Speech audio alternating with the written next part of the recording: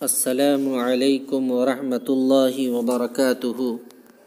دوستو، آج ہم پھر آپ حضرات کے سامنے نبی کریم صلی اللہ علیہ وسلم کے اخلاقی واقعات لے کر آئے ہیں۔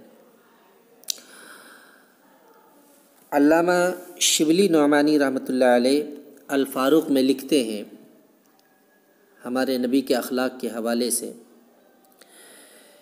کہ آپ صلی اللہ علیہ وسلم نے حضرت حذیفہ رضی اللہ تعالی عنہ سے مواخذہ نہ کیا۔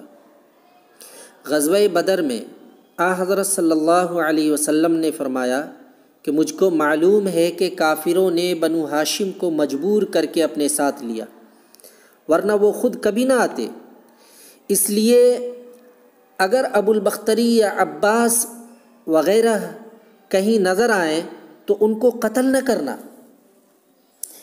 یہ بات سن کر حضرت ابو حذیفہ رضی اللہ تعالی عنہ بول اٹھے کہ ہم اپنے باپ، بیٹے، بھائی سے درگزر نہیں کرتے تو بنو ہاشم میں کیا خصوصیت ہے؟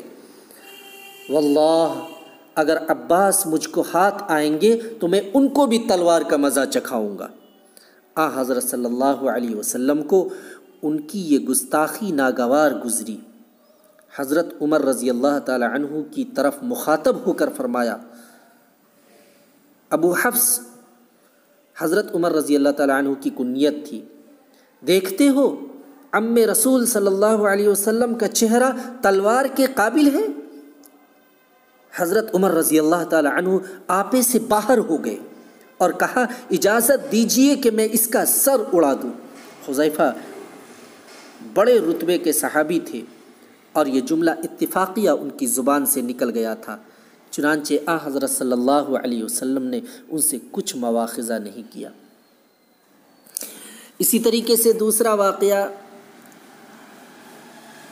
الفاروق کے اندر علامہ شبلی نعمانی رحمۃ اللہ علیہ لکھتے ہیں کہ ذوالخویسرہ ایک شخص نے ایک دفعہ حضرت صلی اللہ علیہ وسلم سے گستاخانہ کہا، محمد عدل اختیار کر صلی اللہ علیہ وسلم۔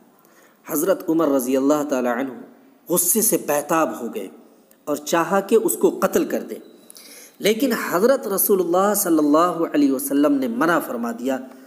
ذرا وہ شخص غور کریں جو ذرا سی بات پر سماج، ملک و قوم اور اپنے خانہ داری کے اندر بہت بڑا فتنہ برپا کر دیتے ہیں، اس کو چاہیے کہ وہ ایسے پاکیزہ اخلاق کو اپنی زندگی میں ڈھالنے کی کوشش کرے، اس سے ہماری زندگی میں عظیم انقلاب برپا ہوگا انشاءاللہ تعالی۔